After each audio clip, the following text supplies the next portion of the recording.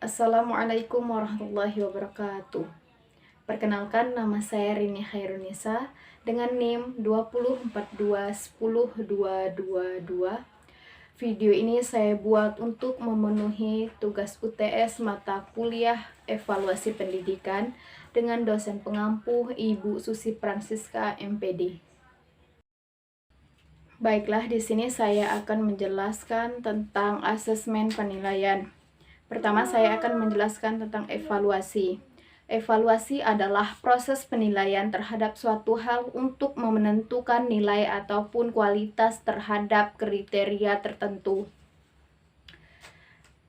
Yang kedua, saya akan menjelaskan tentang asesmen. Asesmen adalah proses memberikan dan menentukan nilai kepada berbagai objek berdasarkan kriteria tertentu.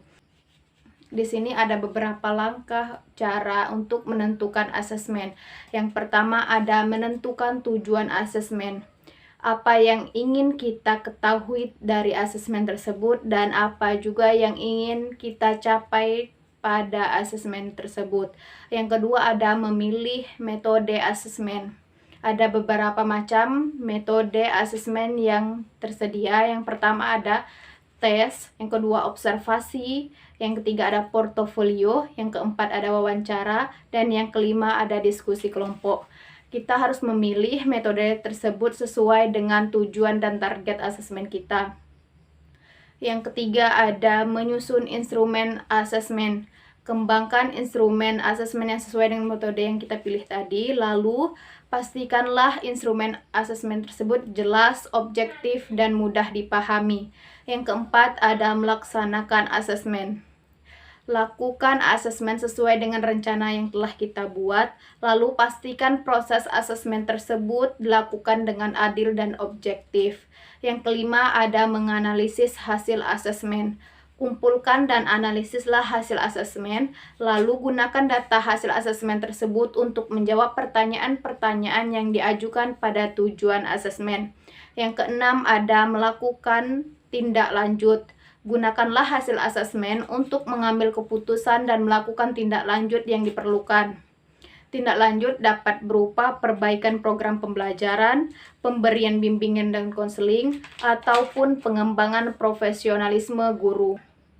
Asesmen penilaian ini terbagi menjadi 3 macam. Yang pertama ada kognitif, psikomotorik, dan afektif. Yang pertama ada kognitif. Kognitif adalah penilaian yang dilakukan oleh guru untuk mengukur tingkat pencapaian atau penguasaan peserta didik dalam aspek pengetahuan yang meliputi ingatan atau hafalan, pemahaman, penerapan atau pengaplikasian, analisis, sintesis, dan evaluasi. Ada beberapa macam langkah untuk menyusun penilaian kognitif. Yang pertama ada menentukan tujuan pembelajaran, yang kedua ada menguraikan materi, yang ketiga ada menyusun kisi-kisi, yang keempat ada memilih bentuk tes, yang kelima ada menganalisis soal. Di sini saya ada contoh penilaian kognitif dengan soal pilihan ganda. Indikatornya 3.41 mengidentifikasi gaya yang terjadi pada benda, 3.42 menyebutkan bentuk-bentuk gaya pada benda, 3.4.3 menuliskan laporan tentang pengaruh gaya pada benda, 4.4.1 menyusun laporan pengamatan pengaruh gaya terhadap benda. Ini saya memilih kelas 4. Contoh soalnya yang pertama ada soal pertama, interaksi pada benda dalam bentuk tarikan atau dorongan disebut A. Gaya, B. Gaya gesekan, C. Gaya tarik, D. Gaya dorong. Soal yang kedua, apa yang menyebabkan seorang anak dapat mendorong sepeda dengan mudah? A. Gaya tarik-menarik, B. Gaya gravitasi, C. Gaya dorong, D. Gaya gesekan. Yang kedua, ada penilaian psikomotorik. Penilaian psikomotorik adalah suatu aktivitas fisik yang berhubungan dengan proses mental dan psikologi. Psikomotorik ini berkaitan dengan tindakan dan keterampilan seperti lari, lempar, lompat, melukis, dan sebagainya. Ada beberapa ahli yang menjelaskan cara menilai hasil belajar psikomotorik. Dari Ryan 1980 menjelaskan bahwa hasil belajar keterampilan dapat diukur melalui yang pertama, pengamatan langsung dan penilaian tingkah laku peserta didik selama proses pembelajaran praktik berlangsung. Yang kedua, sesudah mengikuti pembelajaran, yaitu dengan jalan memberikan tes kepada peserta didik untuk mengukur pengetahuan, keterampilan, sikap. Yang ketiga, ada beberapa waktu sesudah pembelajaran selesai dan kelak dalam lingkungan kerjanya.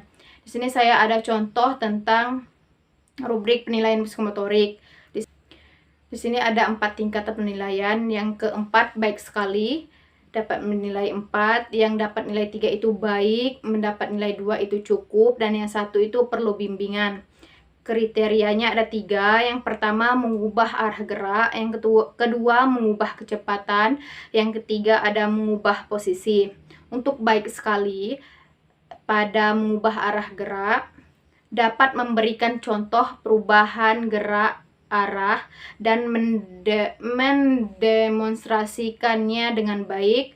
Yang ketiga baik, terdapat 1-2 kesalahan dalam mendemonstrasikan perubahan gaya benda.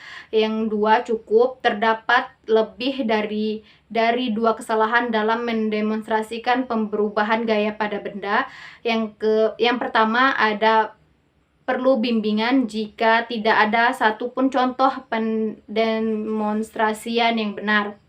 Yang kedua ada mengubah kecepatan. Jika baik sekali, pemberian contoh suatu benda yang diberikan gaya dorong dengan kekuatan tinggi dapat memberikan peningkatan kecepatan dengan baik. Jika baik, kecepatan suatu benda yang diberikan gaya dorong rendah menentukan kecepatan suatu benda. Jika cukup, 2 nilainya, kecepatan suatu benda yang diberikan gaya dorong yang salah memberikan pengaruh kecepatan yang kecil. Jika perlu bimbingan, nilainya 1. Kecepatan suatu benda yang tidak diberikan gaya apapun sehingga tidak mempengaruhi suatu benda. Yang terakhir kriterianya mengubah posisi. Jika nilainya baik sekali, perubahan posisi suatu benda dengan kecepatan tinggi. Jika baik, perubahan suatu benda dengan kecepatan rendah. Jika cukup, perubahan posisi suatu benda dengan kecepatan kecil.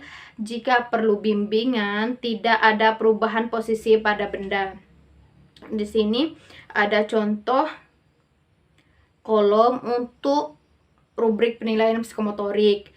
Ada nama, mengubah arah gerak tadi ada 4, 3, 2, 1, mengubah kecepatan 4, 3, 2, 1, mengubah posisi 4, 3, 2, 1, jumlah perolehannya. Jika mengubah arah gerak tadi nilainya 4, maka dicontohkan pada kolom nomor 4. Yang ketiga ada penilaian afektif. Penilaian afektif ini adalah penilaian tentang sikap.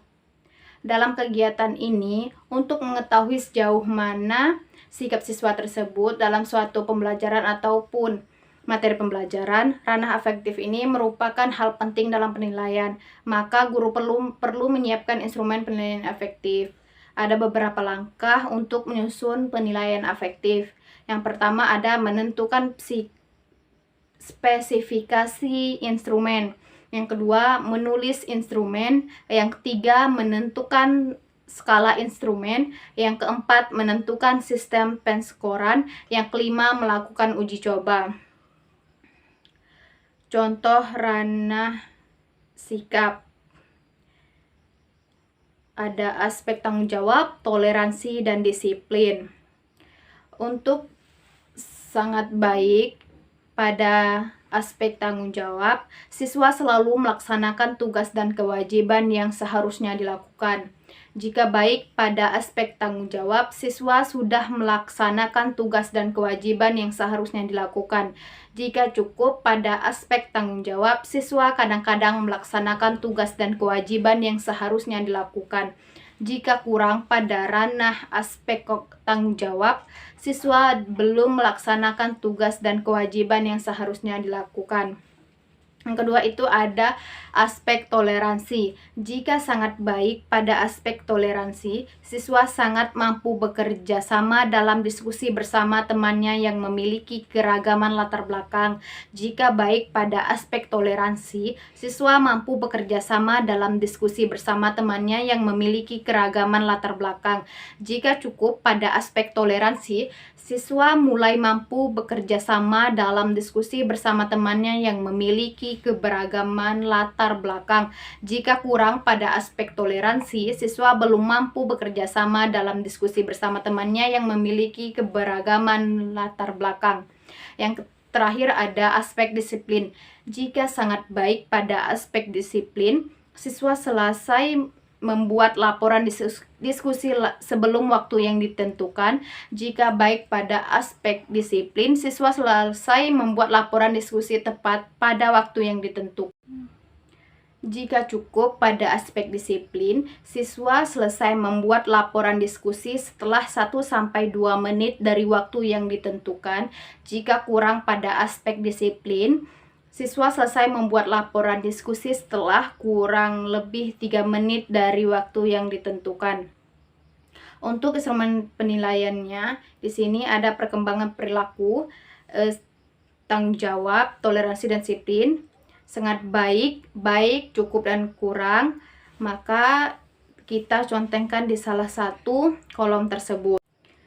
Kolom aspek perilaku diisi dengan angka sesuai kriteria. Yang keempat tadi sangat baik, yang ketiga baik, yang kedua cukup, yang pertama itu kurang.